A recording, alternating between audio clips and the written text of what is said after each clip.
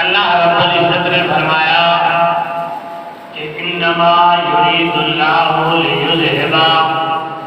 عنکم الرجس اہل البیت ویطہرکم تطہیرا۔ اے محبوب کہ جس طرح آپ کی چادر مبارک پاک ہے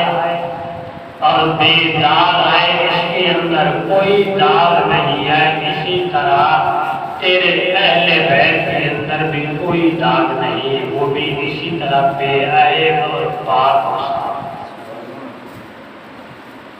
اس آیات مبارکہ کا شان نزول یہ ہے کہ ایک دن پیارے محبوب صلی اللہ تعالی علیہ وسلم آپ نے چادر مبارک بچھائی، آپ بھی اس کے اوپر تشریف فرما ہوئے اور حضرت علی المرتضیٰ رضی اللہ تعالی عنہ آئے، آپ کو اس چادر پہ بچھا دیا۔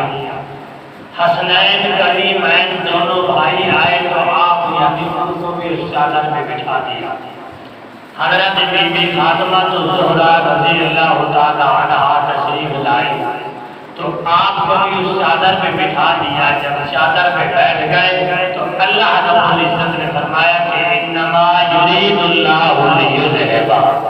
عنکم الرجس اہل البیت ویطہرکم تطہیرا۔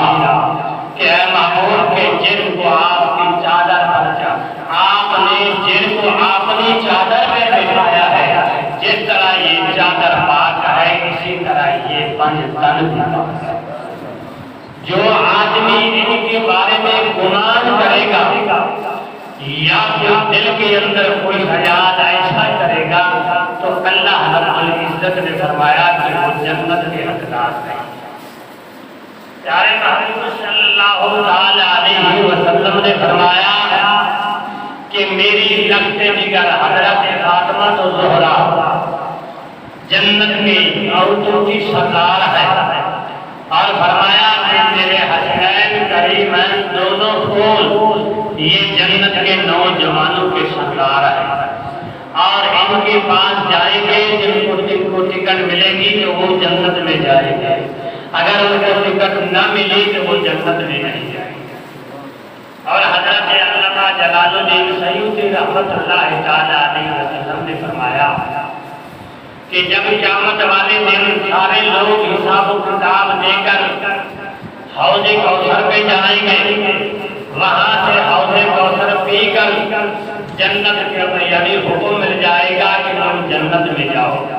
جب پرخراج میں جائیں گے تو وہاں حضرت علی المرتضیٰ رضی اللہ تعالیٰ عنہ بیٹھے ہوں گے، وہ کہیں گے کہ جنت کا پروانہ لے کر آئے ہو، حوض کوثر بھی پی کر آئے ہو اور میرے پاس آئے ہو، جنت کی ٹکٹ مجھ سے لے کر جاؤ کہ اگر یہ میری ٹکٹ تمہارے پاس نہیں ہے تو جنت کے دروازے تمہیں اندر نہیں جانے دیں گے، جب یہ ٹکٹ دکھاؤ گے تو وہ جنت کے اندر تمہیں جانے دیں گے، اگر یہ نہ ہوئے تو تمہیں جنت میں نہیں دیں گے، کیونکہ جنت کا مالک اللہ رب العزت نے ان کو بنا کر بھیجا ہے۔ تو اس لیے اللہ رب العزت نے خود فرما دیا کہ یہ پاک ہے، جس طرح چادر پاک ہے، اور پاکوں کی غلامی کرو گے تو تمہیں دنیا کے اندر بھی کامیابی مل جائے گی اور آخرت کے اندر بھی